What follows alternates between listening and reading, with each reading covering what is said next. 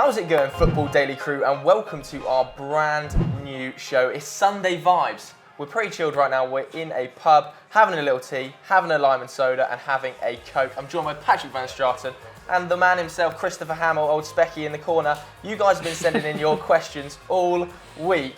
We're going to try and answer about as many as we can. You sent in about 3,000 questions. Unfortunately, we can't answer all 3,000. So we've picked probably about the top 10 questions. And the first one was a question everybody was asking. Joel 10 Chavez gets the shout. He says, lads, what do you think Mourinho or the United team in general are doing wrong at the moment? Pato, what do you think, mate? Well, obviously he hasn't got his system up and running yet. Yeah. We kind of talked a little bit earlier in the year where you were wondering how it was going to work, kind of going from that really rigid Louis van Gaal system Worrying. into Mourinho. I don't think they're as bad as they look at the moment. Like, realistically, they've played better than their points would suggest. Yeah. Like that Stoke game, that would be a clear win normally. I mean, at the same time, I do think there are problems around the team. Like, I look at Pogba. I don't think he's been as bad as people say, but people are always going to laugh at a guy who costs like 90 million if he's not the best player on the field. He just shoots all the time. He gets frustrated. He shoots from 30 yards out. He shows his age at times. A little bit petulant, a little bit lazy in that loss against Chelsea as well. Yeah. Severe lack of tracking. Yeah, I was at the game. He was getting a lot of shit as well. Ridiculous. He was getting a lot of shit from inside the stadium, from the Chelsea fans. Really? Every single time he did anything wrong, everybody was on his back. What a waste of money. And I think that is going to weigh heavy on a player so young. Definitely. I think on a more positive note, though, you've got the likes of Herrera really coming into the fray. And you've got Fellaini, who's showed this time what an important player he is in big games. Yeah. So you've got this kind of like dual narrative going on. You've got players not fulfilling their potential and not playing up to these high standards that Mourinho requires. And then you've also got players, as I say, like Herrera, like Fellaini, kind of showing the worth. And you've been pretty dogged against teams like Liverpool. Yeah, Again, yesterday showing a bit of defensive nous against City. It's not all bad. Yeah, Bailly it's not as all well. bad. I mean, like Bailly, the fact that we haven't talked about Bailly, like, you know, if you're not hearing a lot about a defender, I tend to think that that's a good sign that he's doing his job. So he's going to be a big loss for the next couple of months. Massive loss. Yeah, the way he's just slotted in. City on Wednesday was Rojo and Blint, and we got away with it. Rojo in particular, first time for everything. He's usually useless. Was actually fantastic on the night. Daley Blint put a few foot wrong in the process, though. I'm still not convinced about that back two in a Premier League scenario. Not at all. Rojo and What Blint. about Mourinho's talk of Pogba playing centre back? No chance. If that happens, I'm ending it. Honestly, I'll jump off the nearest roof. What about you though, mate? As the United fan, what do you think is the biggest problem? I think the biggest problem is that we're not confident. I think it's all about putting a run together. When you put a run together, it's the momentum starts to build. And I think United have started a bit stop-start. But like Pato said, I think after 2 years of dog shit under Louis van Gaal, being completely reined in on a real tightrope, as soon as they give them some freedom, they're not really sure what to do with it. I think that after about 20, 25 games into this season, you'll start to see United start to bed in, find their flow, a lot more confidence. Second half against Manchester City was a lot better, completely different team. Like you said, Ander Herrera performing miracles in our midfield at the moment. Because at the start of the season, I wasn't convinced by it. The problem I have, though, is that I think the title's gone. Say what? I really do. I mean, I think the Champions League is Only there. 6 points behind the top side. But you're not 6 points behind first place and in second place, right? Yeah. You know, when you're 6 points behind kind of 5 different teams, all of whom have looked pretty good so far, all of whom broadly have looked better than United. But all 5 of those teams going to fuck up enough for United to catch them? I don't know if they are. Sorry, United fans. PVS says it's season over, so... Season over already, and we're only in October, lucky lads. to get Thursday night football again next year. Well, if PVS has anything to say, I'd imagine Jose will be out the door by Christmas. In fact, Adil Lambert has a good question here. If Jose was to leave, who would you want as Man United manager, Joe? I would go Simeone, straight off the bat. That would be unbelievable. Has released his contract by 2 years. Yeah, exactly. Looks like he's kind of feeling out a move to another one of Europe's top sides. Yeah, I would love Diego Simeone. I'd also like Thomas Tuchel from Borussia Dortmund. I think he's done miracles on the back of a dog shit season for Klopp. People forget about that Klopp black hole of the last season. He's turned that team around loads. Yeah. He's done really well there. Do you not think, as a United fan, I think Tuchel is probably more in line with your philosophy, isn't he? I think Simeone is probably quite a similar manager to Mourinho, getting the best out of what he's got, being dogged, being not particularly attractive on the eye at times. In fact, I've got a great shout, Pochettino. I would snap Pochettino up in a heartbeat. The man works miracles with young English players. I agree, he's fantastic and he would suit United, but he just seems so happy at Spurs, and I think if he leaves, it's going to have to be for. You just dribbled a little bit there, mate. Yeah, I think it is. I tried to just move on, but I'm glad that somebody caught it. Like, I don't know. The thing is, if they were to get rid of Mourinho, I think they then struggle to get someone like Tuchel and Simeone, because top managers are going to be wary of taking that job if they've been off a manager of Mourinho's quality after Definitely. maybe a minor fell through as well. maybe a minor fuck up. 2 Champions League winners. In fact, we've got a video question here from Luka Mankiewicz. I hope I pronounced your name right. You've been sending in your video questions as well. If you want to send in a video question, head over to our Facebook page, Football Daily, and you can send it as a message on there. Luka Mankiewicz says this. Who is your favourite manager and why? I mean, favourite manager is different from necessarily the best manager, right? Like, Yeah. I think Guardiola's quite clearly the best manager in the world, but I do get quite bored by the fixation on Seamless possession. domination. Yeah, Yeah, it is exactly. dull. Like, It's dull. dominance is key. That's what I like about Sampaoli. Sampaoli's like all over the shop. He's really fun. Like, he plays this high pressing, Yeah. attacking football, like maniac football, and I really kind of enjoy that. But actually, I mean, in terms of like just sheer admiration for what he's done, Simeone has got to give you the highest value, like over another manager of anyone in the world. Nobody would do it with Atleti what he's done with Atleti, I think. Yeah. Christoph, how about Yeah, I you? mean, Brendan they're Rodgers? Apart from Brendan Rodgers, who's done wonders with Celtic after the PE teacher that was Ronnie Dyler, I'll probably say Pochettino, mate. He's done wonders with young English players, as you alluded to, especially Kyle Walker and Danny Rose. And I think they've been really consistent and overlooked. Yeah, it's hard to pick. I'm still a big fan of Jurgen Klopp. I know he's an arch rival, but the way he plays football is actually a joy to watch. I'm ashamed to say it, but they score so many goals. It's all go. Like, I just enjoy watching Jurgen Klopp's teams. I think there's not many better sights in world football than a Jurgen Klopp team in full flight. Yeah, and we talk about what Pochettino's done with English players. What about Adam Lallana under Jurgen Klopp? Yeah.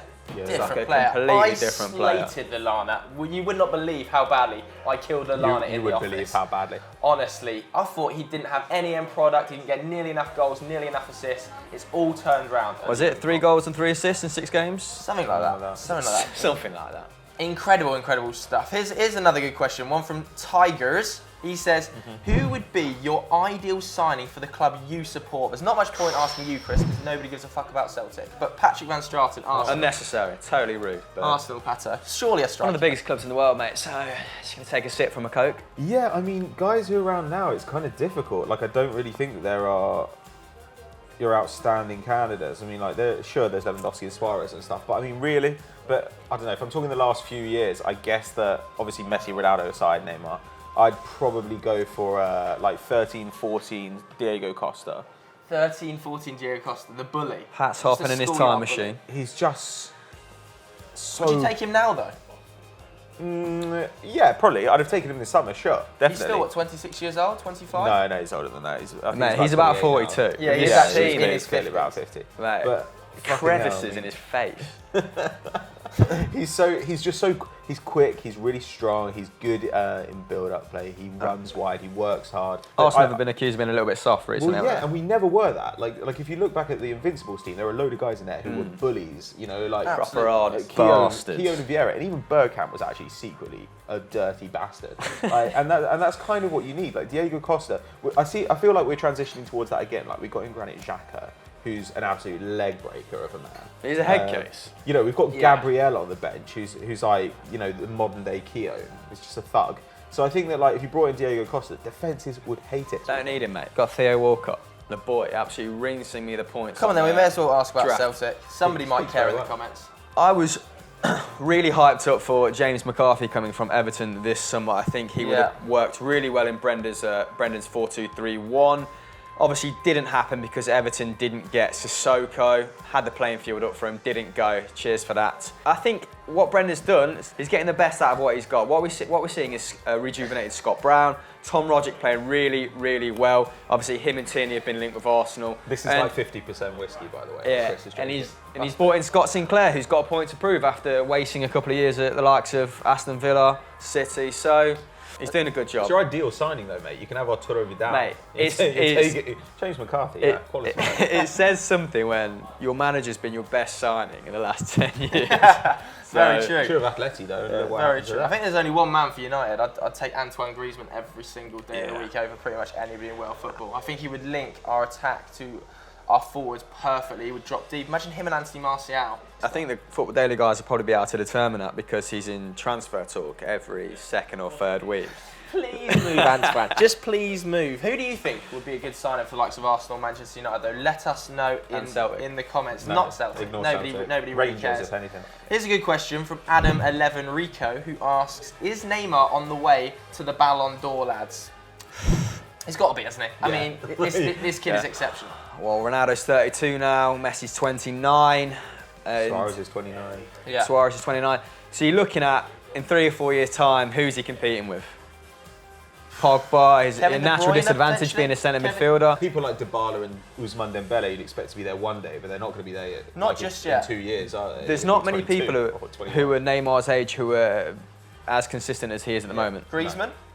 Griezmann's a very good shout. Griezmann scores a lot of goals, and we Griezmann know is a good the shout. Ballon d'Or is pretty much entirely reliant on an attacker scoring goals and getting assists. But it also, the days of it going to someone like Pavel Nedved, who just worked his arse off and was really good at a bunch Not of things, happening. kind of gone. Like now you need to be a little bit flashier. And while Griezmann does do amazing things routinely, like Neymar is the guy who gets the fans on their feet. Yeah. Like I think that they'd always give it to him. Yeah, I mean, he's got 24 goals and 12 assists in 34 La Liga games last year. I've got them written down here. Those are filthy numbers. And that was when Really are. everybody said as well that he was shit in the second half of the season. Yeah. It's absolutely unbelievable. And 100%. The kid, he's completing, the other weekend he completed 9 dribbles in one game. There's not many players who are as much of a joy to watch as Neymar. Quite frankly ridiculous. We've got another question along the same sort of lines here from Anupan Mahor, who says, what do you think about Kevin De Bruyne? Is he going to reach that level of Ronaldo and Messi, even potentially Neymar? Because I still feel like Neymar's a level ahead of De Bruyne. You're a huge fan, aren't you, Pat? I'm a big fan of Kevin De Bruyne. Like I mean, particularly his work off the ball has improved. Like I know that sounds boring, but like Pep is turning him into more of a complete player. Yeah. The difficulty is that like in pure numbers, he's never going to reach the level of Ronaldo and Messi. Yeah. Like, Ronaldo and Messi last season, both of them put up more than 40 goals and assists combined. I looked back through Premier League history and I was able to find 2 times that a player put up a combined total of more than 40 goals and assists. The Suarez Thierry in Henry. 13-14 and Thierry Henry, I think actually in 02-03, the year before the Invincibles. I'm not convinced about his ability to completely dictate a game by himself on the top level stage. Against Barcelona in particular, we were at the ground. Quality seats. Great seats. Quality great seats. seats. But it felt like Kevin De Bruyne, as soon as it wasn't going his way, his head went down. Maybe that's because he's still quite young. Yeah, I mean, they were pegged back for a large majority of that game, weren't they? And I think, out of possession, maybe we don't give him enough credit for what he does off the ball. Yeah. At the Euros, if we're talking about the international stage and having to do it on there, similar to what Ronaldo did this year, which will probably clinch him the Ballon d'Or. Yeah, barring that game against Hungary, he's inconsistent, isn't he? Inconsistent indeed. And a good question here from, I'm guessing you're a Liverpool fan, as your name's Reds90 Plays. He says, Football Daily, what do you think of Jurgen Klopp's gegenpressing and how long will this style last? Because at Dortmund, his last year teams knew how to play against gegenpressing. That's the reason he didn't do very well in his last season. What do we think? How long is he a 3-season man like Jose Mourinho, maybe? It was at Dortmund for 7 years, no? Yeah, and he always respected his contracts. me off, I mean, isn't you kind of think he'll be there as long as he wants to be there, right? His contract's there till 2022. Yeah. It's a really fun style to watch, but at the same time, they're kind of on a knife edge. In a way, it is not dissimilar from that Brendan Rodgers season where they were just attacking, and their defence was a little bit suspect. Yeah. They're conceding fewer shots than anyone in the league, and they're taking more than anyone in the league. But like, the press is obviously like super energetic. Like they win the ball back more in their opponent's half than anyone in the league. They actually make more tackles than interceptions by a massive proportion. So they're a really physical side. Like as soon as you get the ball, they hit you. They hit you hard. You can see why he paid so much for Sadio Mane. Yeah. Everyone was saying that's an inflated transfer fee. He works perfectly in that system. We have the likes of Firmino, who Joe was recently saying is hugely underrated on a football face-off, which I actually agree with. He's making 3 tackles a game. Sane's making 3 or 4 interceptions a game. These are mental numbers from their 4 players. It's just, can these guys, they're not horses, can they keep up that level of performance? You'd want to go to war for Klopp. That's the... You would. Him and Antonio Conte. Antonio Conte is like a madman. He's like Don Corleone's dog on the sideline, honestly. Hopping up and down at any chance of a pork chop. Exactly. He really is. He really is. So that's all we've got time for today, guys. Thanks so much for all your questions. Any questions you've got for next week's show, bang them in the comments. The more personal the better. We will be more likely to read out funny questions, and also we'll be more likely to read out any video questions. So make sure you send them into our Facebook page, Football Daily, or to our Snapchat, Football Daily UK. Thanks very much to Chris Hamill and his You're spectacles not welcome. for joining me, Patrick Van Straten and his lime and soda for joining me, and thanks very much for watching, guys. We'll catch you on the flip side. Cheers. See ya.